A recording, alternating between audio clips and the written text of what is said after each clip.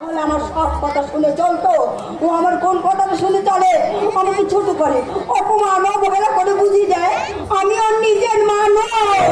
না মা, দাদাকে তুমি ভুল বুঝছো মা। দাদা ওরকম মানুষই না, দাদা খুব ভালো। আচ্ছা চপ, কানের পরে দাদা দাদা করিস না তো। দাদা এই তোদের বাপ এক হলো, মা তো তোদের আলাদা, দেখিস না সেই জন্য তোকে ভালো চোখে দেখে না তোর দাদা বিজয়। কি বলছো মা? দাদা আমাকে খুব ভালোবাসে, তুমি বোঝো না, কিন্তু আমি বুঝি। ঘোড়ার ডিম বুঝিস? কেন তুই বুঝিস না? ও আমাকে একটু মেনে চলে না। না মা, দাদা তোমাকে মায়ের মতোই সম্মান করে। সম্মান করে? তাই যদি করতো তাহলে আমাদের ওই অত ভালো চাষের জমিতে ফুল চাষ করতো না। ফুল চাষ তো ওদের বিক্রির জন্য করে না, দাদাদের ফুল খুব ভালোবাসে, সেই জন্য দাদা ফুল চাষ করে। ফুল চাষ করে ফলটা কি করতো শুনি? তোর বাবা বেঁচে থাকতে ওই জমিতে সবজি চাষ করতো, ঝিঙে, পটল, উচ্ছে, বেগুন। গুণ আছে ফুল চাষে, বেগুনে যা। ওদের বিক্রির জন্য করে না, ওটা নেশা। তাহলে পেশাটা কোনটা করবে? ফুল চাষের গান বাজনা। তুই বলতো মিনতি, গান গিয়ে কি পেটটা ভরবে? গান গিয়ে কি কিশোর কুমার হবে, না মান্না দে হবে, না হেমন্ত মুখার্জি হবে? যেখানে যায় সেখানে অনেক নাম হয়। নাম দিয়ে ধুয়ে খাবে, টাকা ছড়া পেট তো ফাঁকা থাকবে। এত তো আমার সংসারটা ভালো করে চলে না, তারপর দাদা দাদা টাকা মাইনে দিয়ে ওই মাস্টারের কাছে গান শেখা হচ্ছে। কারণ মাস্টারমশাইকে বলে দাদা একজন বড় গায়ক হবে। ঠিক আছে, তাহলে ফুল চাষ আর গান নিয়ে ও মরুক, আমাকে যেন ভুলে যায়। দেখবো আমাকে সে কত দুঃখ দেয়।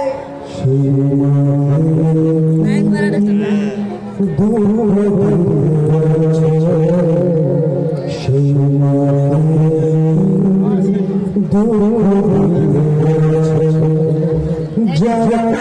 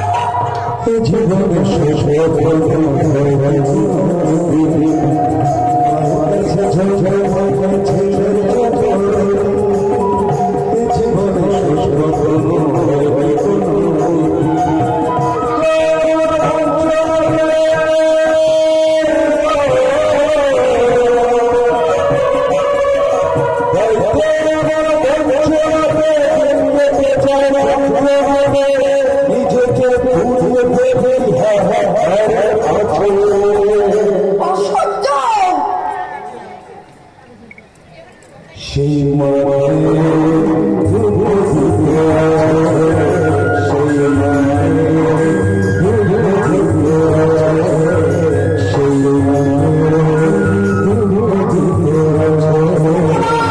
আর ঝাঁটাবার তোর মাথায়, তোর গালের মুখে আগুন।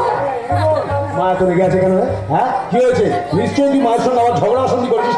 কিন্তু তুই এমন মন মারবো না, হ্যাঁ যে মায়ের কোলে জন্ম নিয়েছিস, মায়ের বুকে দুধ খেয়ে বড় হয়েছিস, মা তোকে কোলে পিঠে করে বড় করেছে, মানুষ করেছে, সেই মায়ের সাথে অশান্তি। শোন, আমি তো দাদা হয়ে বলছি, মায়ের তুলনা শুধু মা। পৃথিবীর অন্য কেউ কখনো কোনোদিনও মায়ের স্থান পূরণ করতে পারবে না। কোটি কোটি টাকা দিলেও মায়ের জায়গা কেউ কোনোদিনও নিতে পারবে না। রাত থাকতে রাতের মর্যাদা যেমন কেউ আমরা দিতে পারি না, ঠিক তেমনি যে সন্তানের মা নেই সেই একমাত্র বোঝে মা কি। অনেক সৌভাগ্য করলে ভোরবেলা বাসি মুখে মায়ের মুখ দর্শন হয়। আচ্ছা বলতো, মন্দিরের পাথরের মূর্তির মা আর গর্ভধারিণী মায়ের মধ্যে কিসের তফাৎ, কিসের পার্থক্য? মন্দিরের পাথরের মূর্তির মাকে প্রাণ ভরে ডাকলে সেই মায়ের সাড়া পাওয়া যায় না, কিন্তু গর্ভধারিণী মাকে প্রাণ ভরে ডাকলে মায়ের কোমল হৃদয় কেঁদে ওঠে। মায়ের পায়ে হাত দিয়ে প্রণাম করলে মা সন্তানের মাথায় রাখেন আশীর্বাদের হাত, কপালে রেখে দেন স্নেহের চুম্বন। কিন্তু মন্দিরের পাথরের মূর্তির মায়ের আশীর্বাদ অনুভূতিতে বুঝে নিতে হয়।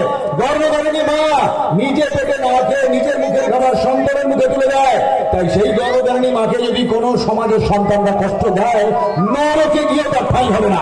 দাদা, এই দাদা, তোর এই কথার মূল্য কজন সন্তান বুঝবে দাদা? বোঝা উচিত, কারণ মনুষ্য সমাজে যেটাই পঞ্চ শক্তি। মৃত্যুর পর বউ সাথ দেবে বাড়ি চৌকাট পর্যন্ত, আত্মীয় স্বজন বন্ধু বান্ধবরা সাথ দেবে শ্মশান ঘাট পর্যন্ত, পুত্র সাথ দেবে মুখাগ্নি করা পর্যন্ত, কিন্তু মায়ের কোমল হৃদয়ের কান্না সারা জীবন চলবে। জানিস, স্বামী মারা গেলে বউ কাঁদবে একদিন, ভাই কাঁদবে 7 দিন, কিন্তু সন্তানের জন্য মায়ের বুক ফাটা কান্না কোনোদিনও থামবে না। মায়ের চোখের জল কোনোদিনও বন্ধ হবে না। সেই জন্য তো আমি আমার বিবাহিত বন্ধু বান্ধবদের বলি, ও ভাই তোরা শোন, তোরা কেউ বউয়ের কুমতলবে কান ভারী করে নিজের গর্ভধারিণী মাকে কষ্ট দিস রে বাবা। কারণ বউ হারালে বউ পাওয়া যায় রে, মা হারালে মা পাওয়া যায়, মা হারালে মা পাওয়া যায় না। দারুণ কথা বলেছিস দাদা। শুনছো শুনছো, দাদাকে আমার মা ভক্ত। কিন্তু যারা মা ভক্ত নয় তারা কি বলে জানিস? মানে যারা বউ ভক্ত, কি বলে সেসব কুসন্তানেরা? তারা বলে মা হারালে মা পাওয়া যায়, কিন্তু বউ হারালে বউ পাওয়া যায় না। হ্যাঁ, কেন বলে সব কথা? তুই তাদের জিজ্ঞাসা করিস নি? জিজ্ঞেস করেছি। সেসব অকাল কুসংস্কার সন্তানরা কি বলে জানিস? যদি আমার মা মারা যায় তাহলে পাড়ার কাকিমা ঠাকুমা মাসিমা পিসিমারা আমার বুকে পিঠে মাথায় হাত বুলিয়ে দিয়ে আমায় সান্ত্বনা দিয়ে বলবে, বাবা বিজয়, তোমার মা মারা গেছে, তাতে কি হয়েছে বাবা, তুমি কষ্ট পেও না, আমরা সবাই আছি, তোমার মায়ের অভাব পূরণ করে দেবো, তোমার মায়ের মায়া দিয়ে ছায়া দেবো গ্রীষ্মের প্রখর রৌদ্রে। কিন্তু যদি আমার বউ মারা যায়, পাড়ার কোনো বৌদিরা এসে বলবে না, ও বিজয় ঠাকুরপো, তোমার বউ মারা গেছে, তাতে কি হয়েছে গো, আমরা সবাই আছি, তোমার বউয়ের অভাব পূরণ করে দেবে। তাই মা হারালে মা পাওয়া যায়, কিন্তু বউ হারালে বউ পাওয়া যায়। এই সমস্ত বন্ধুদের সাথে মিশেই তো তুই আমাকে অসম্মান করিস। মা,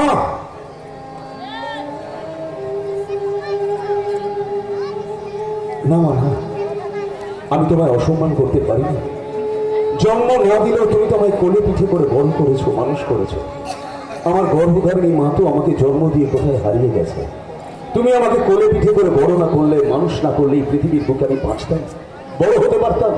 আমার গর্ভধারিণী মায়ের মুখের ছবি মনে পড়ে না মা, কিন্তু তোমার মুখের ছবি আমি দেবীর আসনে প্রতিষ্ঠা করেছি আমার মনের এই মনোমন্দিরে। মা, ও মা, দাদার এই কথাগুলো শোনার পর দাদাকে তুমি ভুল বুঝবে, অকারণে শাস্তি দেবে। বিজয় জানতাম গান শিখতে যায়, ও কি অভিনয় শিখতেও যায়? বাবা যে অভিনয় করলো, যেন মনে হলো চিরঞ্জিতের থেকে বেশি মা ভক্ত। না মা, অভিনয় নয় মা, অভিনয় নয়, বাস্তব সত্যি। আমার গর্ভধারিণী মাকে মা বলে ডাকলে সেই মায়ের সাড়া আমি পাবো না, কিন্তু কিন্তু তোমাকে মা বলে ডাকলে তুমি তো আমার ডাকে সাড়া দেবে না। সেই জন্যই তো তোমার চর মারাটা আমার কাছে আদর বলে মনে হয়, তোমার স্পর্শটাও যে আমার কাছে অনেক শান্তির মা। সেই জন্য তো মাঝে মাঝে মনে হয় সেই ছোট্ট বেলার মতন তোমার কোলে ছুটে যাওয়ার জন্য কান্নাকাটি করি মা। তুই কাঁদলেও কোনোদিন তোকে ছেলে বলে কোলে তুলে নিইনি, আর নেবও না। সারদা মা হতে পারোনি তাই তুমি আমাকে কোলে তুলে নাওনি, মাদার টেরেসা হতে পারোনি তাই তুমি আমাকে তোমার নিজের সন্তান বলে মনে করোনি। বিজয়, আমার বাবা যদি তোমার স্বামী হতে পারে, সেই বাবার সন্তান আমি, তাহলে আমি তোমার সন্তান হব না কেন মা? খবরদার! তুই আমার মুখে মুখে একদম তর্ক করবি না। মা, তাহলে তুমি মানলে? মানলে? মাগো, মাগো, কুপুত্র যদি বা হয়, কুমাতা কখনো নয়। আমি তোমার কুলাঙ্গার খারাপ ছেলে বলে তুমি কেন খারাপ মা হবে মা?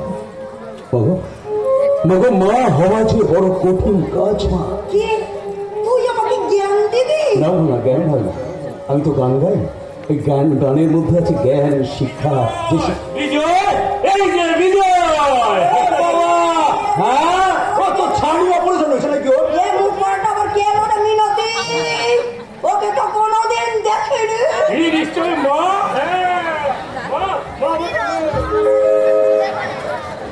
পঞ্চাশ ছেলেটা ঠিক নেই, পটাশ করে আমাকে ছুঁয়ে দিল। এই কে তুমি? ছোট্টবেলার বন্ধু দীপঙ্কর, আমাদের পাশে গ্রাম বকুলপুরের বাড়ি। আমি আর দীপঙ্কররা ছোট্টবেলা থেকে এক স্কুলে পড়াশোনা করেছি। লেখাপড়ায় খুব ভালো ছিল, সেই জন্য মাস্টার মশাই দীপঙ্করকে খুব ভালোবাসতো। আমাদের ক্লাসে ফার্স্ট বয় দীপঙ্কর রায়। না না মাসিমা, আসলে ও না একটু বাড়িয়ে বলছে আর কি। ভাইনিকে নিশ্চয় ভবিনি, হ্যাঁ আমার নমস্কার নেবেন, কিন্তু বন্ধু যেন করে ওনার তিরস্কার। আমি এসেছি দিতে একজন গানের খুব দামি উপহার, হিরোইনে যেন মোর সেই পুরস্কার।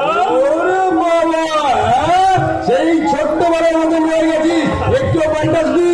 এখন কোথায়? থাকি তাই তো, আরে কলকাতা ওই 10টা 5টা ডিউটি, মানে একটা চাকরি করে। আমার বন্ধু মুখ পোড়া, ফুল চাষ করে আর ভুলভাল গান গায়। ভুল আপনি বলছেন মাসিমা, ও স্কুলের যে কোনো প্রোগ্রামে চাপ গাইতো। তখন অনেক গানের প্রোগ্রাম হয়, কলকাতাতেও যায় প্রোগ্রামে। সেই জন্য তো এই বিখ্যাত মানুষের কাছে আমি এসেছি পুরস্কার দিতে। দাঁড়ান, বিখ্যাত মানুষ পুরস্কার, তোর কোনো কথাই বুঝতে পারছি না। বুঝতে পারছিস না? তবে শোন, এতদিন তো গান শিখেছিস, এখন মঞ্চে গানও করছিস, এবার থেকে তোকে মাস্টার মশাই হয়ে ছাত্র ছাত্রী তৈরি করতে হবে। এটা পুরো চলে গেছে, এখন নষ্ট হয়ে গেছে। আমি মাস্টার মশাই গান শেখাবো? ওরে বাপ রে বাপ, অত বড় গানের শিক্ষক পণ্ডিত অজয় চক্রবর্তী কি বলেন জানিস? কাউকে গান শেখাবো, এই কথাটা বললি যেন বুকের মধ্যে কেমন ভয় করে। আরে আমি নিজে কতবারই গান শিখেছি যে সবাইকে গান শেখাবো। ওরে বন্ধু, গান অভিনয় এগুলো হচ্ছে সমুদ্রের মতন, সমুদ্রের জল যেমন কোনোদিনও শেষ হবে না, ঠিক তেমনি গান শেখারও শেষ ঠিকানা কোনোদিনও খুঁজে পাওয়া যাবে না। কিন্তু তোর গান শুনে তো কত গান বাংলা ছেলে মেয়েরা পাগল, আর সেই জন্য আমার এখানে আসা। আর ওই কলকাতায়, মানে আমি যেই পাড়ায় থাকি আর কি, সেই পাড়ার এক বড় ব্যবসাদার পার্থ মুখার্জি, তার একমাত্র মেয়ে সোনালি। ভাই কোন ফাংশনে গান শুনেছি, সিতু ফিদা, সিতুর কাছে গান শিখবে। আরে না না না, আমি গ্রামের ছেলে, কলকাতা বড় লোকে আমি পারবো না। না না, আরে না না, তুই ভুল করছিস, তার যে সে তোর কাছেই গান শিখবে। তবে হ্যাঁ, যা বলেছে একদম ঠিক, তুই নাকি ধুতি আর বাংলা শার্ট পরে মঞ্চে গান করিস। কত করে দাদাকে বলে স্টেজ প্রোগ্রামের জন্য একটা ভালো ড্রেস বানাতে। একদম না, আমি যেমন আমি তেমনই থাকবো। পোশাক আশাক আমার পরিচয় না, আমার গান আমার পরিচয়। আমি গান শুনিয়ে আমার দর্শক ভগবানের কাছে প্রিয় পাত্র হয়ে উঠবো, কিন্তু বিলাসিতা করে অর্থ নষ্ট করতে পারবো না। হ্যাঁ, বলছি কি, ওর কথা বাদ দাও। তা হ্যাঁ গো বাবা, সেই বড় লোকের মেয়েকে গান শেখাতে গেলে কত টাকা মাইনে ওরা দেবে? নিশ্চয়ই মোটা টাকা মাইনে দেবে। ও যত টাকা মাইনে চাইবে তত টাকা মাইনে ওই মেয়েটি মানে সোনালির বাবা দেবে। আর মেয়ের জন্য কোনো কিছু খরচ করতে পারবে দ্বিধা নেই। আমি তোমাকে কথা দিচ্ছি বাবা, বিজয় গান শেখাতে যাবে, তুমি নিশ্চিন্তে থাকো। সত্যি সত্যি আপনি ভাই নিশ্চিন্ত করলেন মাসিমা। ও যদি আজকে গান শেখাতে না যেত না, তাহলে ওদের কাছে আমি খুব ছোট হয়ে যেতাম। এই নিন মাসিমা, এই কার্ডটা রাখুন, এই ঠিকানা বিজয়কে পাঠিয়ে দেবেন। হ্যাঁ, আসি রে বিজয়। আশিটা বিজা বললেই হবে? ওই মেয়েটাকে কলকাতার বড় লোকের মেয়েটাকে গান শেখাতে যাওয়া পক্ষে অসম্ভব। সম্ভব করতে হবে। একটা কথা মনে রাখিস, মা কিন্তু কথা দিয়েছেন, আর মাই হলেন পৃথিবীর শ্রেষ্ঠ গুরু, তাই মায়ের কথার অবাধ্য হতে নেই রে। আসি রে বন্ধু। দাঁড়ান, আমাদের বাড়ি থেকে কিছু না খেয়ে চলে যাবেন? একটু বসুন, ঘরে যা আছে তাই দুটো মুখে দিয়ে যান। আজ না, অন্যদিন। আমি আমার দেশ বাড়ি, ওখানে বলা আছে আমার জন্য রান্নাও করে রেখেছে, আজ বাড়িতেই খাবো। তবে হ্যাঁ, এবার যদি আসবো আপনার হাতে রান্না খেয়ে তবেই যাবো। আপনার হাতে রান্না তো বেশ ভালোই হবে। কি করে বুঝলি আমার হাতে রান্না ভালো হবে? সুন্দর মনের মেয়েরা সুন্দর রান্না করবে, এটাই আমার বিশ্বাস। কি করে ভাবলি আমি সুন্দর মনের মানুষ? ওই যে আমার পিছু ডেকে বললেন ঘরে যা আছে তাই মুখে দিয়ে যান। এই রাতিরে বন্ধু, এই শোন দিগন্তর, আমি কিন্তু কলকাতার মেয়েটাকে কিছুতেই গান শেখাতে যাবি? এটা আমার অনুরোধ নয়, আদেশ।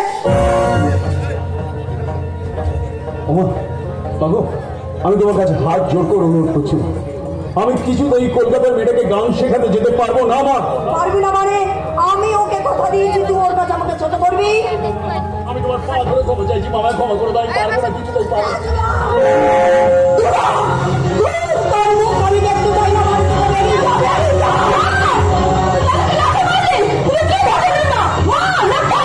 হ্যাঁ, আমি পাশারি। দেখো যদি না যায় তাহলে ছোট হবে, ওকে আমি বাড়ি থেকে দূর করে দেবো। আমার ঝগড়া হয় না।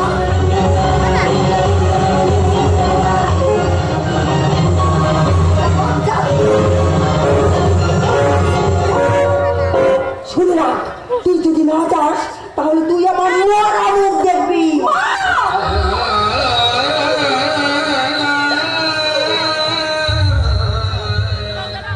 মাগো, মাগো, জন্মের সময় বোধহয় শিয়াল শকুনে কেঁদেছিল, মাথার উপর আকাশ ভেঙে পড়েছিল, সেই জন্যই তো সারাটা জীবন আমাকে অঝোর নয়নে কাঁদতে হচ্ছে।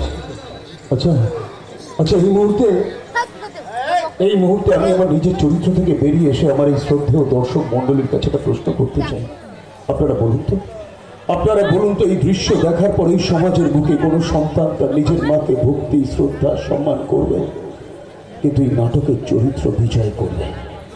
আজকে সে দেখবে মায়ের হাতে লাথি ঝাঁটা খাওয়া তার মাথায় আশীর্বাদের ফুল হয়ে ঝরে পড়ে। কি আমি যাবো? আমি কলকাতার ওই বড় লোকের মেয়েটাকে গান শেখাতে যাবো না। আমার গুরুজি নির্দেশ না নিয়েই আমি যাবো। ও মাকে আমাকে ঠিকানাটা দাও না, ঠিকানাটা দাও। শুনে রাখ, গান গিয়ে যে টাকা রোজগার করবি সব আমার হাতে তুলে দেওয়া চাই। এতদিন গান গিয়ে যে টাকা রোজগার করেছিস সব আমার হিসাব চাই। কোথায় কোন ব্যাংকে কত টাকা তুই রেখেছিস সব আমার হিসাব দিবি। নইলে ঝাঁটা পেটা হয়ে ফাটা পিঠ নিয়ে দিই ঘর।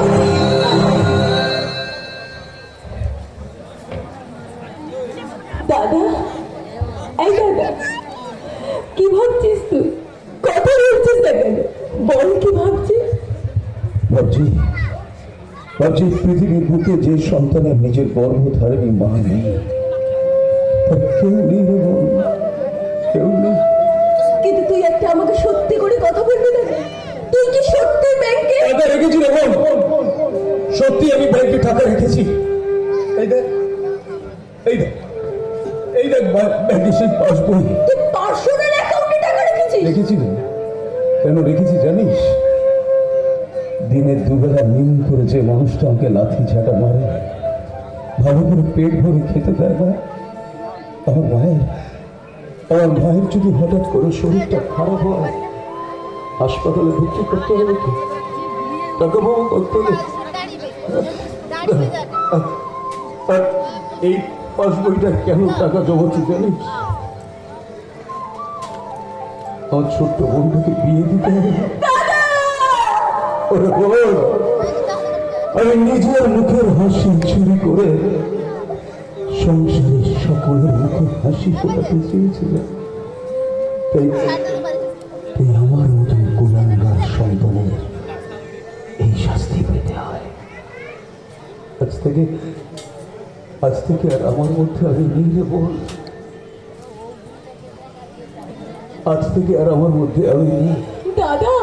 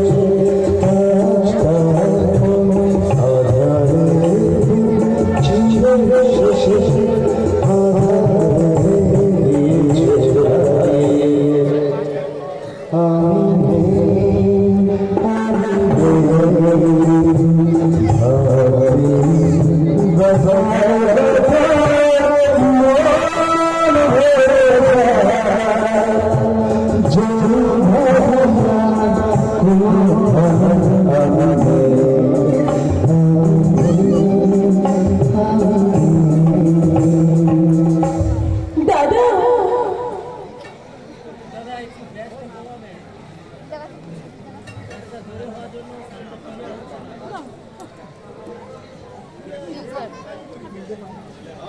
তুই